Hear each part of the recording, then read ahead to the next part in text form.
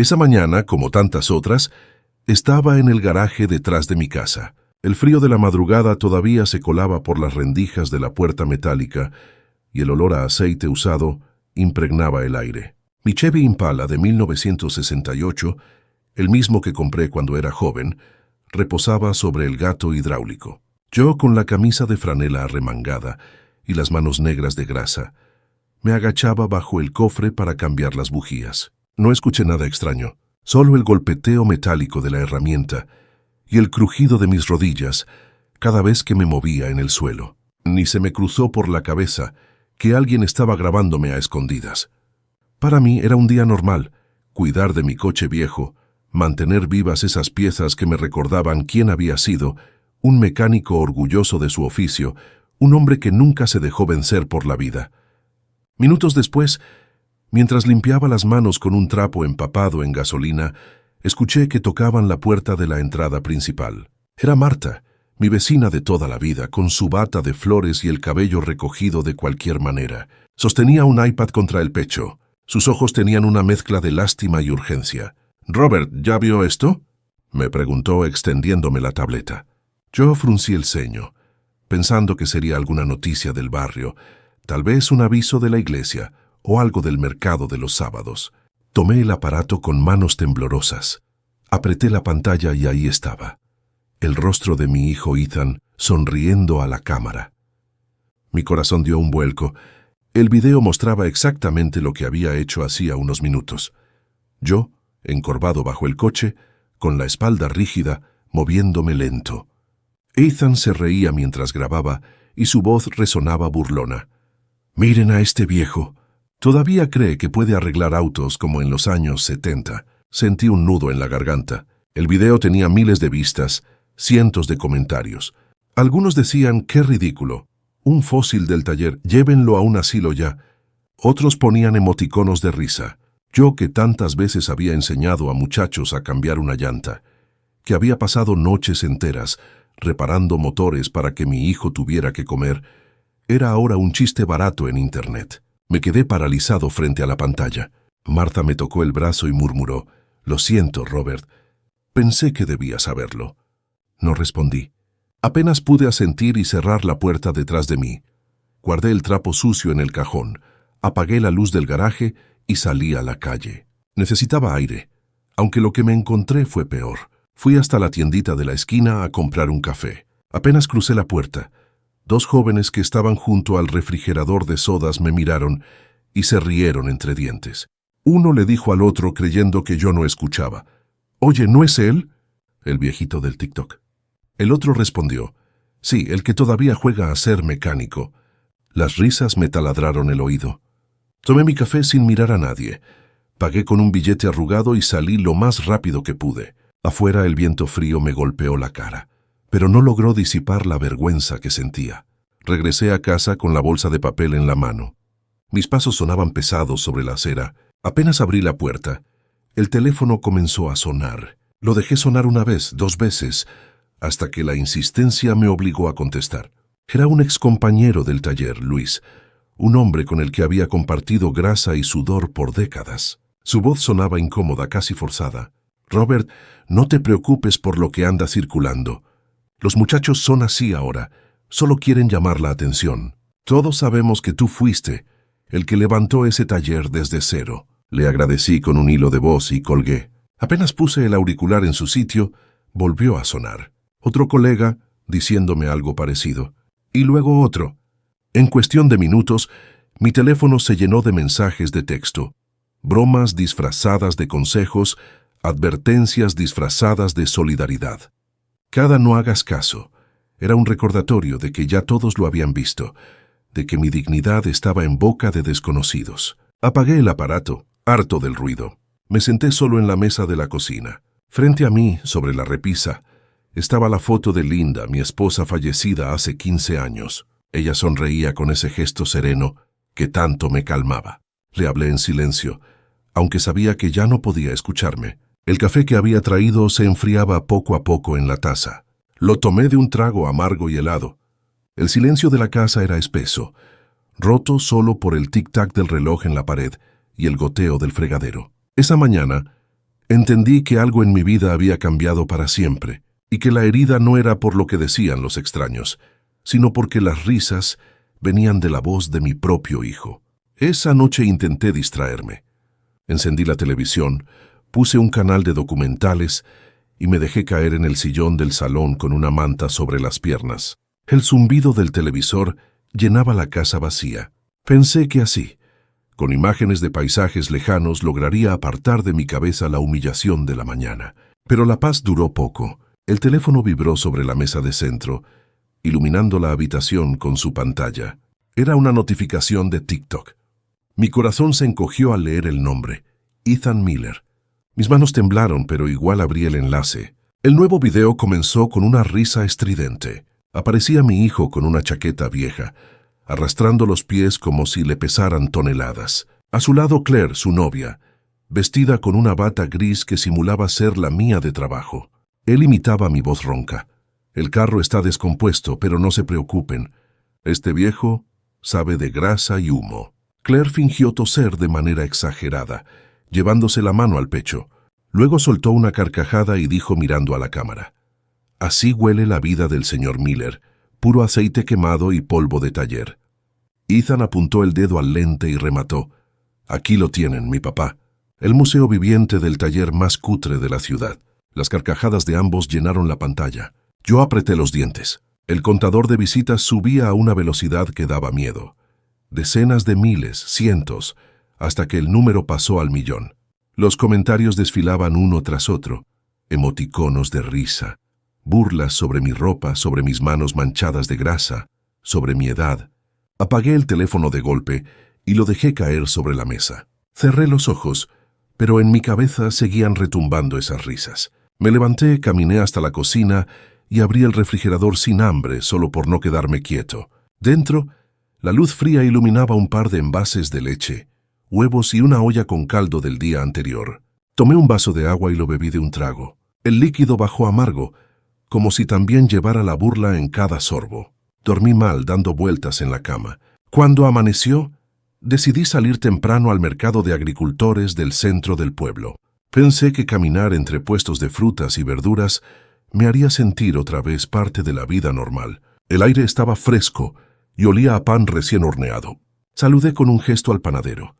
Recogí unas naranjas y un par de tomates maduros.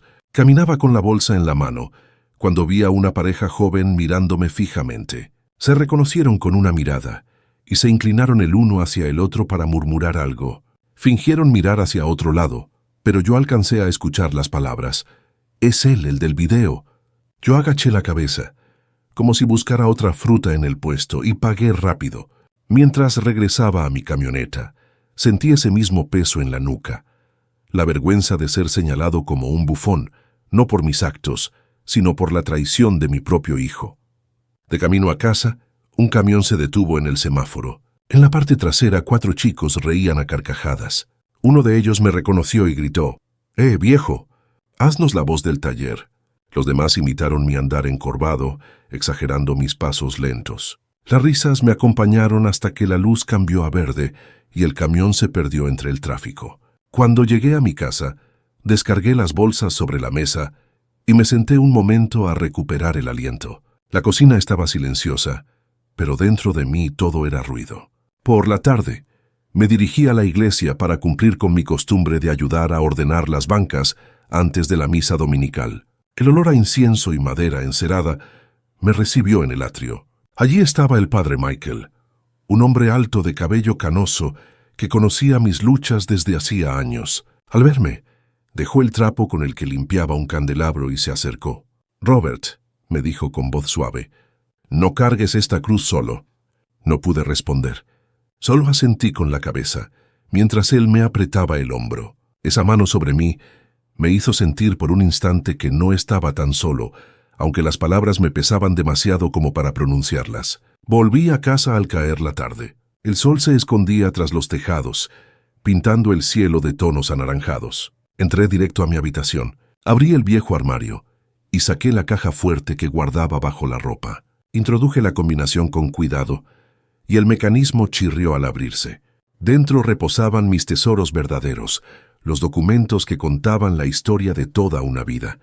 Saqué la escritura de la casa, el contrato del taller que había comprado en 1987, los papeles de los 2 departamentos de alquiler en Portland y mi libreta de ahorros. Puse todo sobre la mesa del dormitorio. Encendí la lámpara, y la luz amarillenta iluminó los números escritos con tinta ya desteñida, las firmas torcidas de un hombre más joven, las manchas de grasa en un papel arrugado. Cada documento era una cicatriz de mi esfuerzo, cada cifra un recuerdo de noches sin dormir y de días trabajando hasta el agotamiento. Me quedé un largo rato revisándolos uno a uno. Con un lápiz de carpintero marqué en un cuaderno las fechas, el día que firmé la compra del taller, el año en que pagué la última cuota de la hipoteca, los meses en que logré ahorrar lo suficiente para comprar el segundo apartamento. El reloj de la sala marcaba las 9 cuando terminé. Guardé todos los papeles de nuevo, cerré la caja fuerte con un clic metálico y me quedé sentado en silencio. Respiré hondo, pero el aire parecía espeso, difícil de tragar. Entonces lo escuché, el rugido de un motor conocido que se acercaba a toda velocidad. Me levanté y miré por la ventana. Era el SUV de Ethan. Pasó frente a la casa sin detenerse, las ventanillas abajo, la música rap a todo volumen. El bajo hacía vibrar los cristales. Me quedé allí de pie, viendo cómo las luces traseras se alejaban calle abajo. En el patio, los grillos comenzaban su canto nocturno, pero apenas se escuchaban bajo el estruendo de esa música. Cerré las cortinas, apagué la luz y me senté otra vez en la cama. El eco del motor de mi hijo se mezclaba con el recuerdo de sus burlas. Esa noche, comprendí que lo que había empezado como un juego para él se estaba convirtiendo en una herida que podía destruirnos a ambos. Me desperté antes de que amaneciera del todo. La ventana del dormitorio todavía estaba empañada por el frío de la madrugada y un velo de neblina cubría la calle. El silencio era denso, solo interrumpido por el motor lejano de un camión de reparto de leche que avanzaba lentamente por la avenida principal.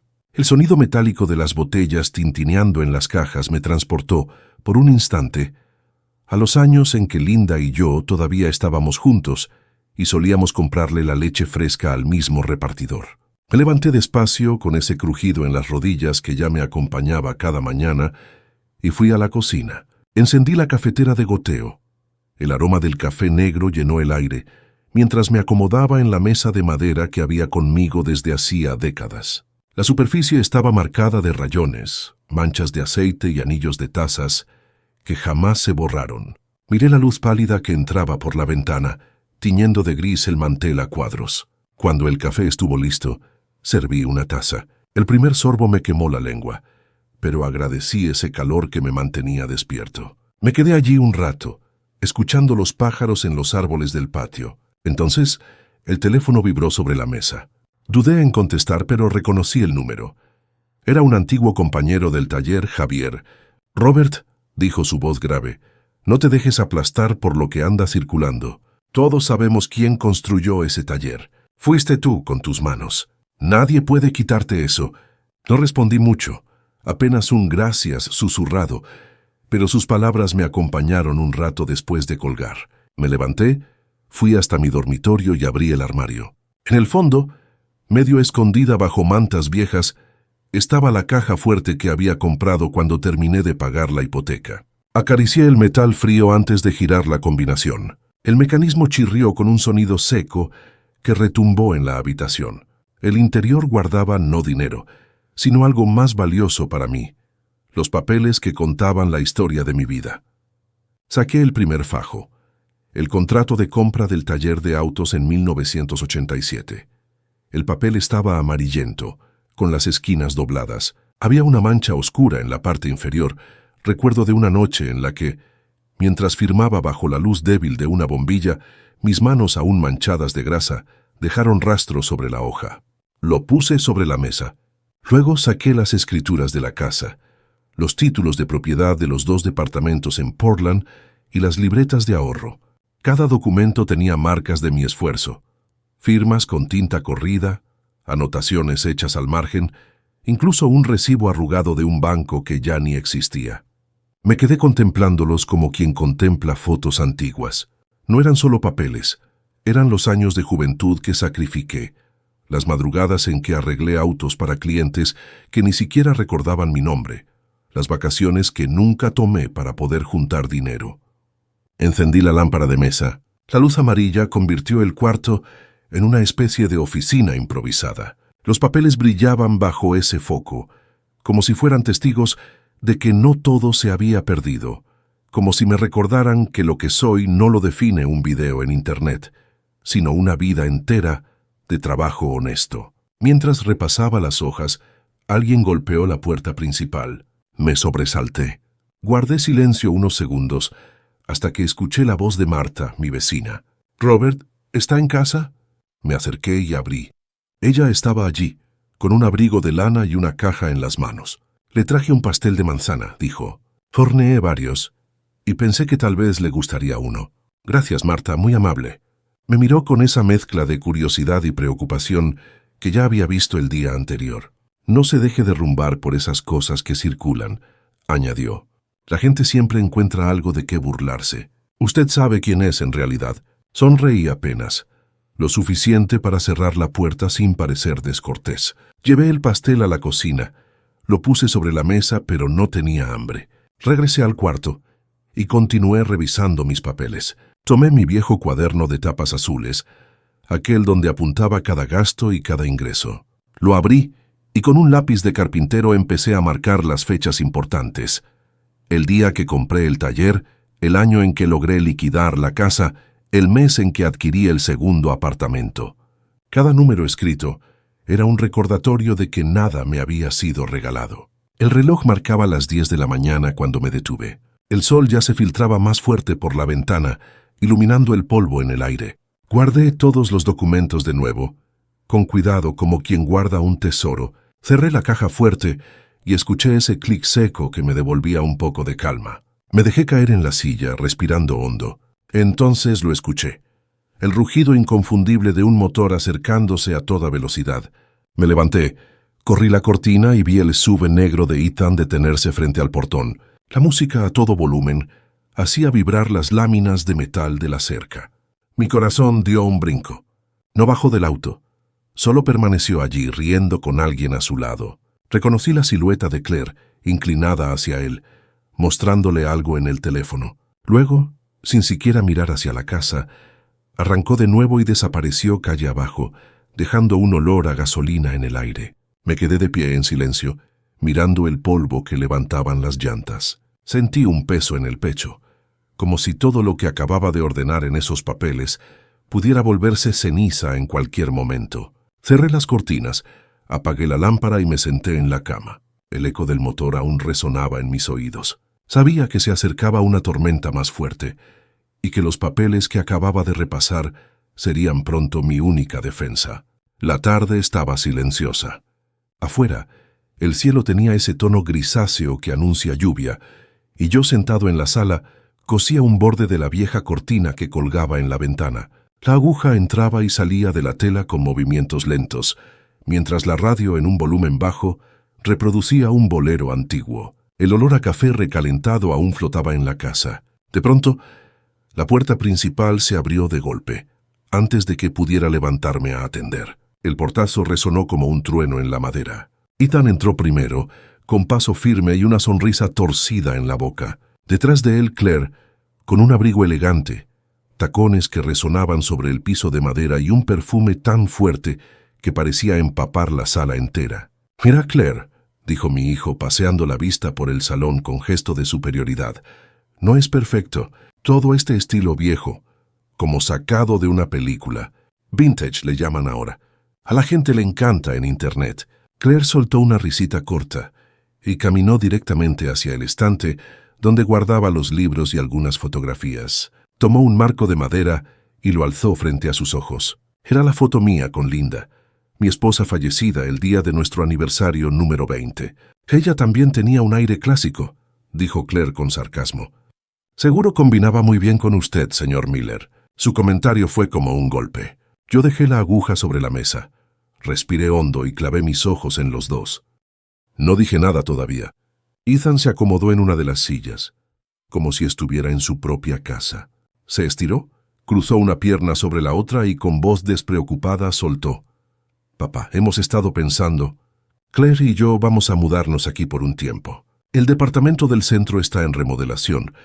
Y además, usted ya está grande. Necesita compañía, alguien que lo cuide. Me tomó un par de segundos responder. Mi voz salió lenta, medida. ¿Cuidarme o aprovecharse de mí? Ethan soltó una carcajada y dio una palmada en la rodilla de Claire. Vamos, papá, no sea tan desconfiado. Hoy en día la familia comparte todo. Casas, gastos, responsabilidades. Eso de vivir solo ya es cosa del pasado. Claire, mientras tanto, caminaba por la sala observando cada rincón. Se detuvo frente a la repisa donde guardaba mis modelos a escala de autos clásicos, recuerdos que construí a mano en las noches largas del taller. Tomó uno de ellos, un Mustang rojo, y dijo con desdén, ¿todavía guarda estos juguetes baratos? Podría venderlos en un mercadillo. Quizá consiga algunos dólares. Sentí que la sangre me hervía. Me levanté con calma. Caminé hasta el armario del comedor y saqué una carpeta gruesa. La coloqué sobre la mesa y la abrí de par en par. Documentos, contratos, escrituras. Todo lo que ve aquí, dije señalando con el dedo. Cada ladrillo de esta casa, cada ventana, cada mueble, lleva mi nombre. Lo construí con mis manos y mi trabajo. No es de ustedes. Ethan arrugó el ceño, bajó la pierna y se inclinó hacia adelante. ¿Y qué intenta decir con eso? Respondió en un tono cargado de desprecio. ¿Acaso cree que logró todo esto solo? Si no fuera por mí, usted no tendría nada. Lo miré fijamente, sin parpadear, y contesté con voz serena. Yo lavé coches cuando nadie más quería hacerlo. Cambié aceite hasta que mis manos quedaron agrietadas. Soldé chasis en madrugadas enteras, mientras tú dormías tranquilo. Cada centavo que ves aquí lo gané yo, con sudor y dolor de espalda. Un silencio pesado cayó sobre la sala. El tic-tac del reloj colgado en la pared se volvió ensordecedor. Claire cruzó los brazos, frunció los labios y añadió con voz burlona. No dramatice tanto, señor Miller. Solo queremos hacerle la vida más fácil. Usted debería estar agradecido. Me acerqué a la puerta, la abrí de par en par. Una ráfaga de aire frío entró, moviendo las cortinas y trayendo consigo el olor a tierra húmeda del jardín. No necesito su ayuda, dije con firmeza, mucho menos su compañía fingida. Salgan de mi casa. Ethan se puso de pie de golpe. Su rostro enrojeció. Los ojos le brillaban de ira. ¿Me está echando? Gruñó avanzando un paso hacia mí. Echa a su propio hijo a la calle. Con el dedo índice señalé el fajo de documentos sobre la mesa. Este es mi hogar. Ahí está escrito Robert Miller. Ese es mi nombre. Busquen ustedes en esas páginas si aparece el suyo. No lo encontrarán. Mi hijo apretó los puños. Con rabia golpeó la mesa con la palma abierta. El sonido retumbó en toda la sala. Claire le agarró del brazo susurrándole entre dientes. Basta, Ethan, no vale la pena. Él respiraba agitado, como un toro a punto de embestir. Finalmente, con un gesto brusco, dio media vuelta.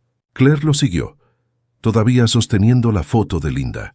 La dejó caer al suelo sin cuidado antes de salir. La puerta se cerró de golpe tras ellos.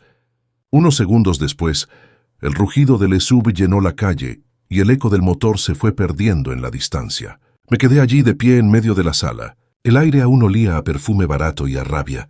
Me agaché. Recogí la fotografía de mi esposa, le quité el polvo con el borde de la camisa y la volví a colocar en su lugar en la repisa. La miré largo rato. En su sonrisa parecía decirme que resistiera, que no dejara que me arrebataran lo único que quedaba de mi dignidad. Me senté de nuevo en la silla, con los documentos aún abiertos sobre la mesa, y respiré hondo. El silencio había regresado, pero era un silencio cargado, como si las paredes mismas hubieran sido testigos de la traición. Aquella tarde el cielo estaba cubierto por una llovizna fina. El aire olía a tierra húmeda y a hojas podridas. Yo estaba en el porche, escoba en mano, barriendo las hojas mojadas que el viento había amontonado en un rincón. El sonido del agua cayendo desde el alero se mezclaba con el chirrido de la escoba sobre la madera. De pronto escuché el freno de un vehículo. El repartidor de correo, con su chaqueta amarilla empapada, subió los escalones del porche y me entregó un sobre grueso. En la esquina superior estaba impreso el logo rojo de Wells Fargo. Buenas tardes, señor Miller. Llegó algo importante. dijo dándome un gesto cordial antes de volver corriendo a su furgón para protegerse de la lluvia. Secándome las manos en el delantal, abrí el sobre allí mismo, bajo el goteo constante del techo. Lo primero que vi fue un título en letras negras: Notificación de transferencia inusual. Mis ojos corrieron por el papel y el corazón me dio un vuelco. El documento señalaba que alguien había presentado una orden de transferencia para mover todo mi dinero de ahorro hacia otra cuenta. El nombre del beneficiario estaba escrito con claridad: Ethan Miller. Me apoyé en la baranda del porche, incapaz de sostenerme firme. El agua caía rítmica dentro del cubo de metal que siempre dejaba para recoger la lluvia. Plin, plin, plin. Cada golpe metálico era como un martillazo en mi cabeza. Entré a la casa tambaleando y puse la carta sobre la mesa de la cocina. La examiné de arriba a abajo. Había una firma al final, una imitación burda de la mía. El trazo intentaba copiar mis letras, pero era tembloroso, inseguro, como hecho con prisa. Aún así, a ojos de un desconocido podía pasar por auténtico. Me senté en silencio. Miraba una y otra vez mi nombre falsificado, sintiendo que cada línea torcida era una puñalada. El teléfono fijo comenzó a sonar. Contesté con la voz apagada. «¿Señor Robert Miller?» Era una mujer con tono formal. «Le hablamos del Departamento de Seguridad de Wells Fargo. Queremos confirmar si usted autorizó la transferencia de sus fondos a una cuenta a nombre de Ethan Miller». Tragué saliva. Mis dedos apretaban el auricular con fuerza. «No sé», respondí con firmeza. «Esa no es mi firma. Nunca autoricé esa transacción». La empleada me pidió calma. Explicó que habían congelado la operación en cuanto detectaron la irregularidad. «Necesitamos que venga mañana temprano a la sucursal para firmar la declaración oficial. Así podremos abrir una investigación y garantizar la seguridad de su cuenta», añadió. Colgué el teléfono, pero mis manos seguían temblando. Me quedé sentado largo rato, mirando la ventana. Afuera la calle brillaba bajo la lluvia, y fue entonces cuando lo vi.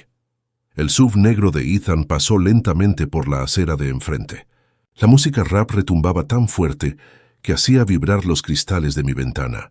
Dentro, distinguí su silueta junto a la de Claire, riéndose de algo que mostraba en el celular. Mi corazón latía con violencia. ¿Cómo podía sonreír tan despreocupado mientras intentaba robarme la vida entera? Me levanté, caminé hasta la sala y marqué un número que no usaba desde hacía tiempo. Al tercer tono, respondió una voz grave. «¿Peterson?» «Soy Robert. Necesito verte mañana. Es urgente». «Claro, Robert. Ven a la oficina a primera hora», contestó mi viejo abogado sin hacer preguntas de más. Colgué y me quedé en la penumbra, con la carta aún sobre la mesa. Esa noche intenté preparar la cena. Puse a calentar la sopa de pollo que había cocinado el día anterior. El vapor subió, empañando la ventana de la cocina. Serví un plato, lo puse sobre el mantel, pero no fui capaz de probarlo. El olor, que solía ser reconfortante, me resultaba pesado, desagradable. La sopa se enfrió, formando una capa grasienta en la superficie. Me senté frente a ella, inmóvil, escuchando el reloj de pared. Tic-tac, tic-tac. Cada segundo se estiraba como si durara un minuto entero. La casa entera parecía oprimirme. El eco de la lluvia, el goteo constante en el cubo, el olor a comida fría, todo se mezclaba con la imagen de mi hijo riendo en el auto mientras tramaba mi ruina. Me levanté, tiré la sopa en el fregadero y lavé el plato con movimientos lentos, mecánicos. Luego apagué las luces y me fui al dormitorio. Esa noche, acostado en la cama, escuché la tormenta intensificarse afuera. Cada trueno parecía sacudir las paredes. Cerré los ojos, pero en la oscuridad no veía relámpagos, sino la firma falsa de mi propio hijo, persiguiéndome como una sombra. A la mañana siguiente, todavía con el sabor amargo de la noche anterior en la boca, encendí mi vieja Ford Pickup. El motor rugió con dificultad, como si también le pesara salir en un día tan gris. El parabrisas estaba empañado por la humedad y tuve que pasar varias veces el trapo para ver el camino. La carretera hacia la ciudad estaba húmeda. La niebla cubría los árboles y parecía envolverlo todo en un silencio pesado. Crucé el puente de hierro sobre el río, y el agua, apenas visible entre la bruma, reflejaba luces opacas como espejos rotos. Llegué primero al banco, tal como me habían pedido. El edificio de mármol frío imponía distancia. En el mostrador, Una empleada de traje oscuro me entregó un formulario. Señor Miller, necesitamos que firme aquí, declarando que esta firma no es suya. Tomé la pluma. La mano me temblaba, pero tracé mi nombre despacio. Mirar la falsificación junto a mi firma real me produjo un nudo en el estómago. Era como ver mi identidad tomada y deformada por alguien más. El gerente salió de su oficina. Estrechó mi mano y me aseguró con un tono serio: «Abriremos una investigación. Puede confiar en que protegeremos sus fondos». Le agradecí y salí. Afuera la niebla empezaba a disiparse. Sentía todavía el pulso acelerado, pero también una claridad que no había sentido en semanas. La traición de Ethan ya no era una sospecha, ni una humillación pública.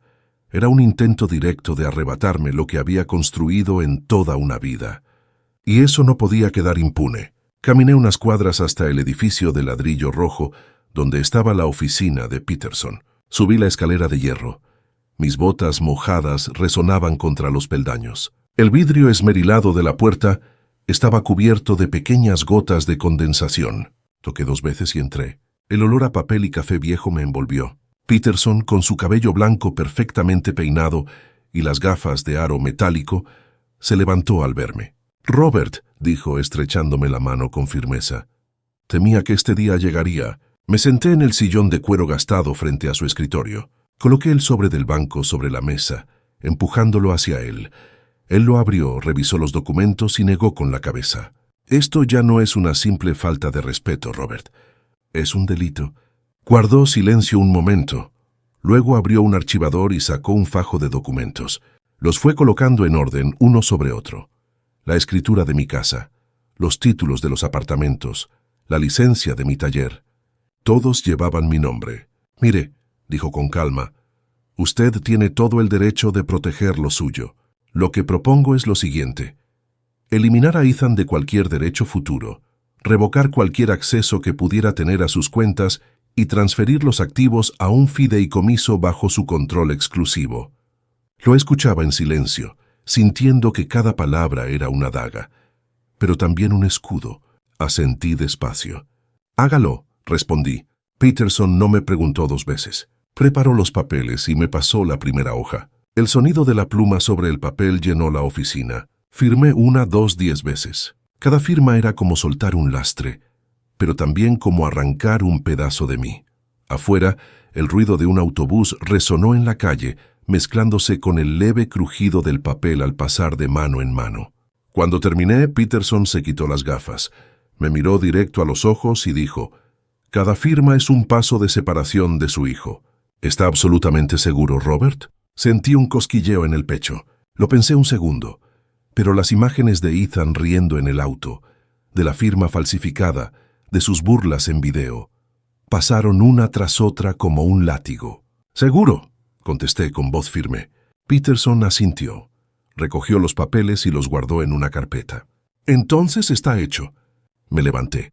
El cuero del sillón crujió bajo mi peso. Al salir, la bruma se había disipado casi por completo. El cielo se abría y un rayo de sol tardío iluminaba la calle mojada, haciendo brillar el asfalto como si estuviera cubierto de fragmentos de vidrio. Me quedé unos minutos en la acera, respirando profundo. Por primera vez en meses, sentí que el aire entraba limpio en mis pulmones. Una decisión difícil me había liberado de una carga insoportable. Subí a la camioneta. Apoyé las manos sobre el volante. Las gotas de agua aún corrían por el parabrisas, pero dentro de mí algo se había aclarado. Conduje de regreso a casa despacio, mirando las fachadas de las tiendas, a la gente que caminaba con paraguas, a un niño que corría tras una pelota chapoteando en los charcos. La vida seguía su curso, ajena a mi tragedia, y eso me hizo sentir a la vez pequeñez y alivio. Al llegar dejé la carpeta con los documentos sobre la mesa del comedor. Puse agua a calentar en la tetera y me serví una taza de té.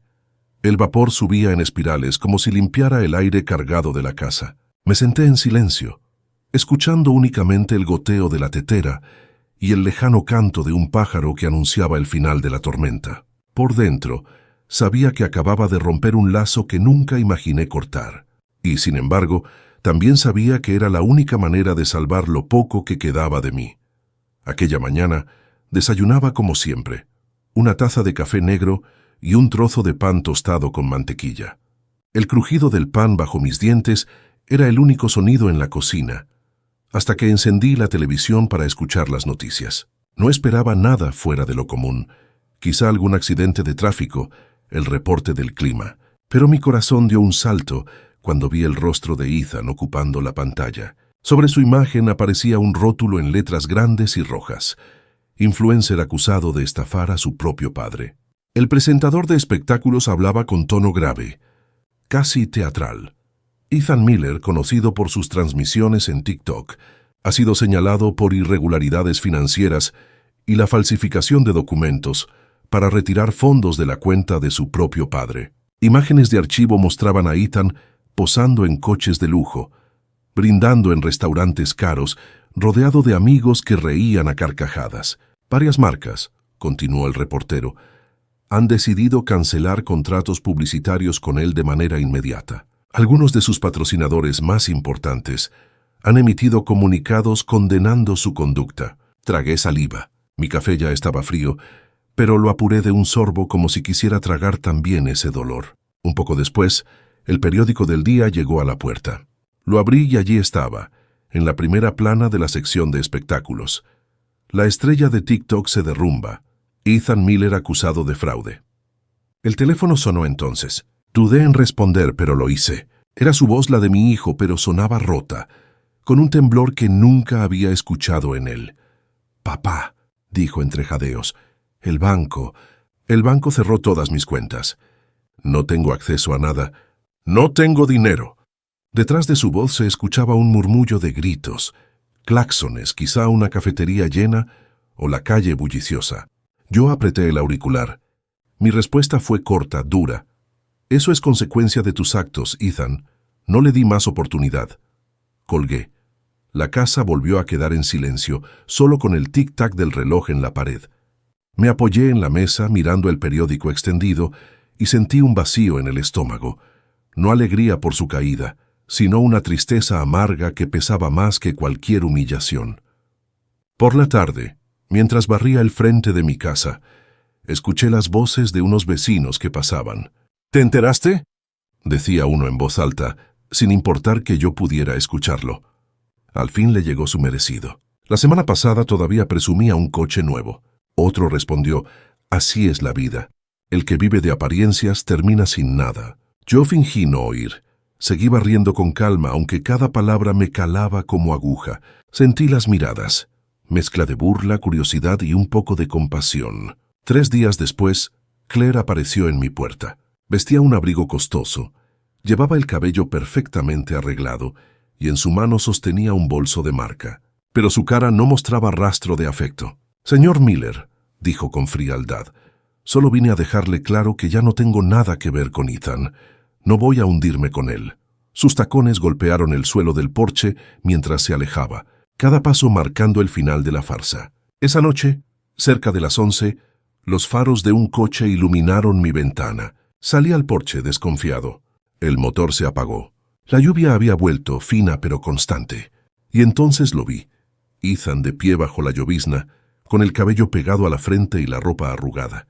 Parecía haber envejecido en apenas unos días. «Papá», dijo con voz ronca.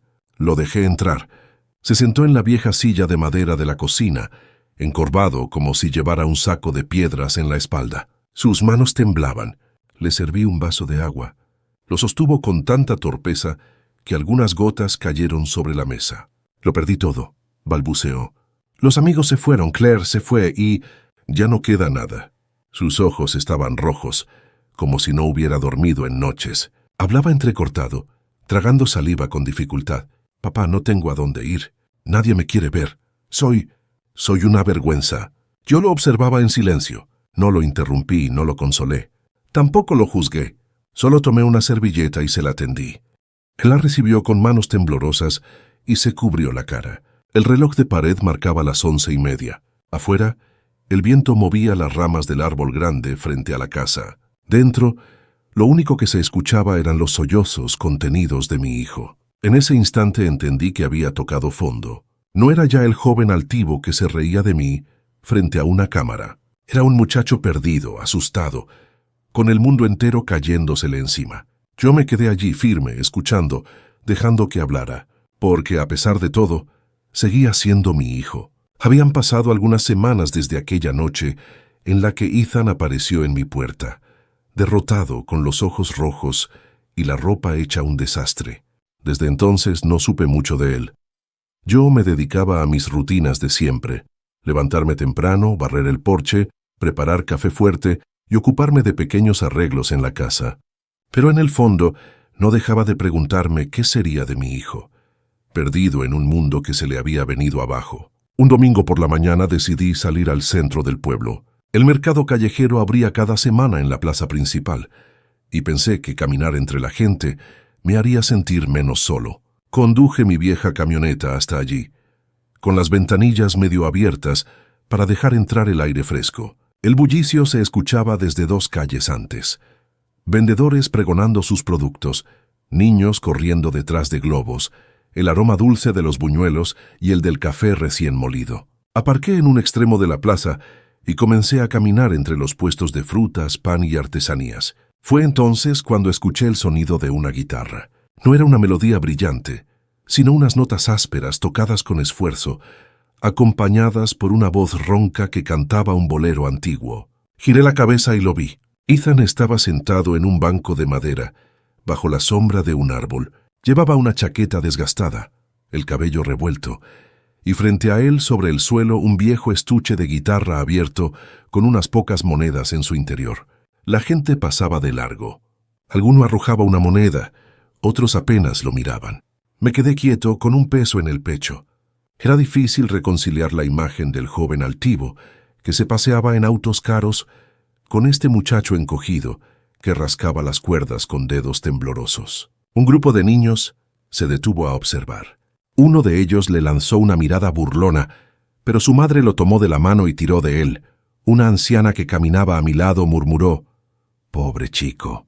Seguro se enganchó con esas redes sociales, y mire cómo terminó. Sentí que las palabras me atravesaban. El viento sopló con fuerza y levantó unas hojas secas. Una partitura arrugada que tenía Ethan a sus pies salió volando. Él soltó la guitarra un instante para recogerla y casi la deja caer al suelo. Sus movimientos eran torpes, cansados. Me acerqué despacio, sin que me viera todavía. Pasé por un puesto de frutos secos y compré una bolsa de cacahuates tostados. Luego caminé hacia él, mezclándome con la gente. Cuando estuve frente al estuche, dejé caer algunas monedas dentro. El tintineo metálico lo hizo alzar la vista. Nuestros ojos se encontraron. «Papá», balbuceó. Me quedé inmóvil un segundo. Su mirada era distinta. No había soberbia ni rencor, solo cansancio, miedo y una súplica muda. Yo asentí levemente con la cabeza, pero no dije palabra. Alrededor, algunos curiosos empezaron a susurrar. «Ese es su padre», dijo un joven a su novia. Varias miradas se dirigieron hacia mí, algunas con compasión, otras con esa curiosidad cruel que busca un espectáculo. No soporté quedarme más tiempo. Giré sobre mis pasos y caminé hacia el estacionamiento. Tras de mí, las notas de la guitarra sonaban más débiles, como si también lo pesara la vergüenza. Al llegar a la camioneta, me detuve un momento antes de subir. Desde allí podía ver de nuevo la escena. Ethan inclinado sobre su instrumento, con el viento despeinando su cabello. El sol del mediodía proyectaba su sombra alargada sobre los adoquines de la plaza. Parecía más pequeño que nunca. Me subí, cerré la puerta y encendí el motor. Mis manos se aferraron al volante. La tentación de volver atrás, de acercarme, de decir algo, me golpeaba, pero no lo hice. Miré una última vez por el retrovisor. Respiré hondo y avancé despacio, alejándome del sonido lejano de la guitarra que se iba apagando detrás de mí. Era una mañana fría de principios de invierno. El viento arrastraba hojas secas por el jardín y yo barría el porche con mi escoba vieja, escuchando cómo crujían bajo las cerdas. El cielo estaba gris, con un aire tan helado que calaba en los huesos. De pronto, escuché la voz de Marta, mi vecina, llamándome desde la reja. «Robert», gritó con su tono siempre enérgico. «¿Se enteró ya?» Su hijo Ethan pidió trabajo en el taller de carpintería de Jackson. Me quedé quieto unos segundos. No supe qué responder. Apenas asentí con la cabeza, bajando la vista al montón de hojas que seguía empujando hacia una bolsa de basura. «Eso es bueno, ¿no cree?», añadió ella, pero ya se estaba yendo con su bufanda ondeando al viento. No dije nada. Seguí barriendo, aunque las manos me temblaban más de lo normal. Unos días después, bajé a la calle principal del pueblo para comprar pan y algo de fruta. Al doblar la esquina, vi a un grupo de hombres descargando tablones de un camión. Entre ellos estaba Ethan. Llevaba una camisa de franela desgastada y los brazos descubiertos, cubiertos de sudor a pesar del frío. Sus movimientos eran lentos, pesados, pero persistentes. Jackson, con su gorra de siempre, le señalaba dónde apilar las maderas. Nuestros ojos se cruzaron por un instante. Ethan bajó la mirada enseguida, como avergonzado, y me hizo un gesto apenas visible con la cabeza. Yo lo miré unos segundos más. Luego seguí caminando con la bolsa de pan bajo el brazo. No crucé palabra. Esa noche, el teléfono fijo sonó. Contesté con cierta desconfianza, y al otro lado reconocí su voz, apagada, distinta. «Papá, solo quería preguntar. ¿Necesita algo?». Me quedé callado unos segundos. La pregunta era simple, pero detrás había algo que no supe descifrar del todo. Respondí con frialdad «no» y colgué. Durante la semana, el mismo timbre volvió a sonar varias veces, y la misma voz preguntando con cautela «¿necesita algo?». Siempre lo mismo, sin reclamos, sin excusas. Solo esa frase corta, y yo siempre con la misma respuesta. No. Sin embargo, cada vez que colgaba el teléfono, me quedaba en silencio largo rato, mirando la pared, como si algo dentro de mí quisiera ablandarse, pero se resistiera. Un domingo por la tarde, mientras limpiaba unas herramientas en el garaje, escuché golpes suaves en la puerta principal. Me asomé y allí estaba Ethan, parado frente al portón. No traía su chaqueta elegante de antes, ni el peinado engominado. Vestía ropa sencilla, el cabello recién cortado. En la mano llevaba un pequeño ramo de flores silvestres, mal arregladas con tallos torcidos. Se quedó de pie mirando al suelo hasta que yo me acerqué. «Son para usted», dijo en voz baja extendiéndome el ramo. Solo quería que supiera que estoy intentando cambiar. No supe qué responder. Tomé las flores sin decir palabra y lo dejé allí, en la entrada. Entré, puse un jarrón con agua sobre la mesa y las coloqué dentro. Luego lo vi alejarse por la ventana, con pasos lentos pero firmes. Esa noche, al abrir mi cuaderno de notas, escribí una sola línea. Quizás al fin esté aprendiendo el verdadero valor del sudor. Cerré el cuaderno y lo dejé sobre la mesa. Me quedé contemplando las flores en su jarrón improvisado. No eran bonitas ni costosas, pero tenían algo distinto. Estaban manchadas de tierra fresca, como si él mismo las hubiera arrancado de un campo. Y por primera vez en mucho tiempo, sentí que tal vez, solo tal vez, mi hijo empezaba a comprender lo que significa ganarse la vida de verdad. Pasaron algunos meses desde la última vez que vi a Ethan en la puerta con aquel ramo de flores silvestres. El invierno fue cediendo poco a poco, y la primavera trajo consigo un aire más tibio, aunque dentro de mí el frío parecía no acabarse nunca del todo. Una mañana de domingo, mientras tomaba café en la cocina, sonó el teléfono fijo. Al otro lado, la voz de Jackson, el carpintero, sonaba agitada. «Robert, venga a la plaza. Tiene que ver esto con sus propios ojos». No pregunté nada más. Me puse el abrigo de lana, tomé las llaves de la camioneta y conduje hacia el centro del pueblo. Cuando llegué, me sorprendió ver la plaza abarrotada. Había banderas colgadas, altavoces improvisados y un pequeño escenario de madera en medio. La gente murmuraba. Niños corrían entre la multitud. Vendedores ambulantes ofrecían bebidas y panecillos. Tuve que abrirme paso poco a poco hasta quedar lo suficientemente cerca para distinguir lo que ocurría en el escenario. Y allí estaba él, Ethan. Vestía una camisa blanca sencilla, nada de lujos ni adornos. Su cabello estaba corto, peinado con cuidado. En sus manos, un micrófono que sujetaba con cierta torpeza. Sus dedos temblaban. El bullicio disminuyó en cuanto empezó a hablar. Su voz no era la del muchacho arrogante que había conocido años atrás, sino la de alguien que cargaba con peso en el corazón. Muchos de ustedes me conocieron como alguien que buscaba risas fáciles, seguidores y fama en las redes, dijo, mirando al público con los ojos brillantes. Pero lo que no sabían es que en ese camino le di la espalda al hombre que me dio todo. Un silencio pesado cayó sobre la plaza. Podía escucharse el crujir de las banderas agitadas por el viento. Hoy no vengo a pedir perdón esperando recibirlo al instante. Sé que lo que hice no se borra con palabras. Solo quiero decir, delante de todos ustedes y sobre todo delante de mi padre, lo siento. Sus palabras resonaron como golpes en mi pecho. Sentí un nudo en la garganta y por un instante no pude moverme. Entonces levantó algo que llevaba cubierto con una tela. Al descubrirlo, mostró una figura tallada en madera. Representaba a un hombre mayor sentado en una silla, con las manos sobre las rodillas y el rostro sereno, paciente. La llamo el Padre Paciente, explicó. Quiero que se quede aquí, en esta plaza, como un recordatorio de que la verdadera fortaleza no está en la riqueza ni en la fama, sino en la paciencia y la dignidad. El público guardó silencio un instante más, y luego comenzaron los aplausos. Primero tímidos, después fuertes, hasta llenar toda la plaza con un estruendo que parecía sacudir el aire. Yo estaba entre la multitud, con la vista nublada. Mis ojos se llenaron de lágrimas y tuve que frotármelos para poder ver. Ethan bajó del escenario. Avanzó entre la gente que le abría paso en silencio. Cuando estuvo frente a mí, se arrodilló en el suelo con el micrófono aún en la mano. «¿Papá?» Su voz se quebró. «Perdóname». Me incliné, puse mi mano sobre su hombro y lo ayudé a levantarse. Mis palabras salieron lentas pero firmes. «No tienes que recuperar el perdón, solo asegúrate de no perderlo otra vez». Un murmullo recorrió la multitud, seguido de un aplauso aún más fuerte. Personas que ni siquiera conocía me miraban, con respeto, como si en ese instante todos entendieran lo que significaba esa escena.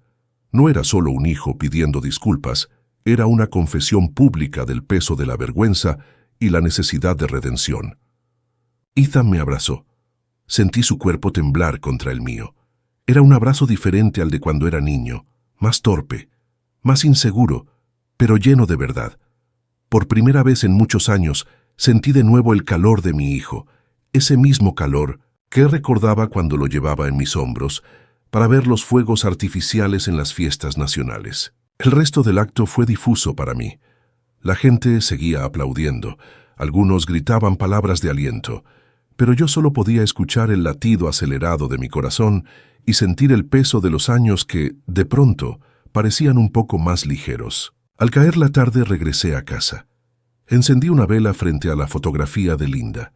La llama parpadeaba suavemente, iluminando su sonrisa inmortalizada en papel. Me quedé allí, de pie, con las manos apoyadas en la mesa, pensando en todo lo que habíamos pasado, y en silencio le dije a mi esposa ausente: «Parece que al fin nuestro hijo ha comenzado a entender». La casa, que tantas veces se me había hecho insoportablemente silenciosa, esa noche se sintió distinta. No era que el ruido volviera, sino que el aire se llenó de una calma nueva, una calma limpia, como si las paredes hubieran respirado conmigo, aliviadas, después de tantos años cargadas de tristeza. Por primera vez en mucho tiempo, me fui a dormir con el corazón menos pesado. He aprendido que los años de esfuerzo, de manos manchadas, de grasa y de noches sin dormir, no se miden en dinero ni en fama, sino en la dignidad que uno guarda en silencio. También comprendí que los hijos pueden equivocarse, pueden perderse en el orgullo y en la vanidad, pero que el corazón de un padre siempre será probado entre el dolor y la paciencia. Mi mensaje para todos ustedes es sencillo. No permitan que la humillación o la traición les robe la paz. Sean firmes en lo que construyeron, pero también recuerden que la paciencia y la dignidad son armas más fuertes que cualquier riqueza. Y ahora quiero preguntarles a ustedes, que escuchan mi historia, si estuvieran en mi lugar, frente a un hijo, que les dio la espalda y luego buscó perdón, ¿qué harían? ¿Le cerrarían la puerta para siempre o le darían una oportunidad de levantarse? Espero con el corazón sus respuestas. Quiero escucharlas todas, porque cada experiencia puede iluminar la de los demás. Que Dios los bendiga y les dé fuerza en sus propias batallas.